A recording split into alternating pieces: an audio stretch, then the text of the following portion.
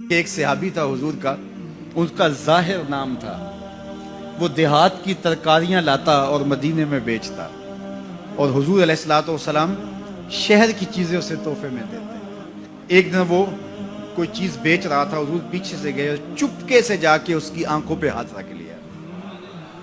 یہ کبھی آپ نے بھی کیا ہوگا، اس کو کہتے ہیں کولی بھرنا۔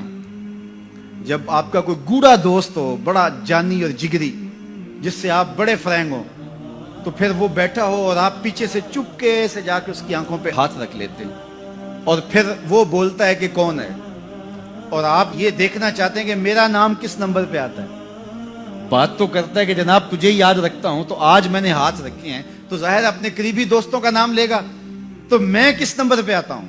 تو کسی کی کولی بھرنے کا مطلب یہ ہوتا ہے میں دیکھوں تو صحیح اس کو میرے سے محبت کتنی ہے۔ تو اللہ اکبر، وہ بیٹھا تھا، حضور پیچھے سے گئے، چپکے سے جا کے اس کی کولی بھر لی۔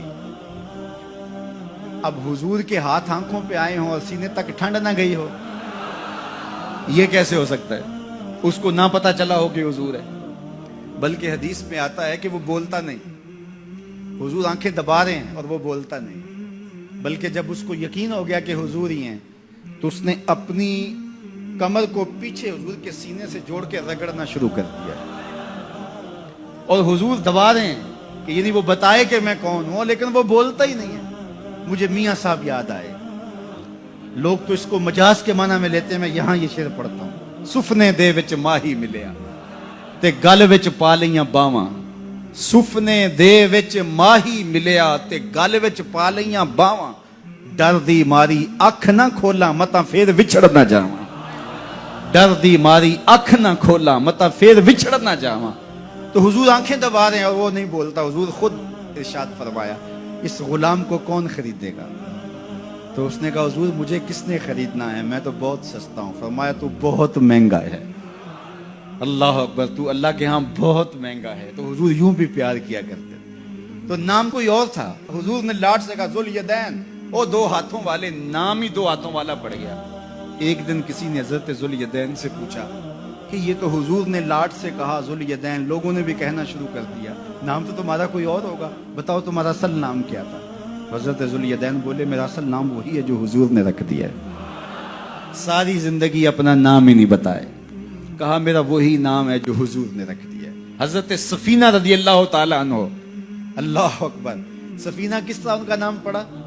نام اس طرح پڑا کہ جب قافلہ چلتا تھا تو حضرت سفینہ جو ہے وہ پیچھے رہتے، حضور نے کہا کہ تم ذرا پیچھے رہو، قافلے میں سے کسی شخص کی کوئی چیز گری پڑی ہو تو وہ اٹھا لیا کرو۔ پھر قافلہ جہاں پڑاؤ کرتا تو وہ آواز دیتے بھئی کسی کی کوئی شے گم ہے تو وہ مجھ سے لے لے۔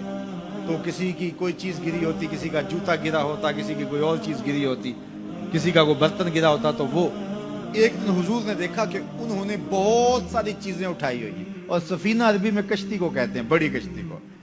تو حضور نے فرمایا تو سفینہ ہے، تو کشتی ہے؟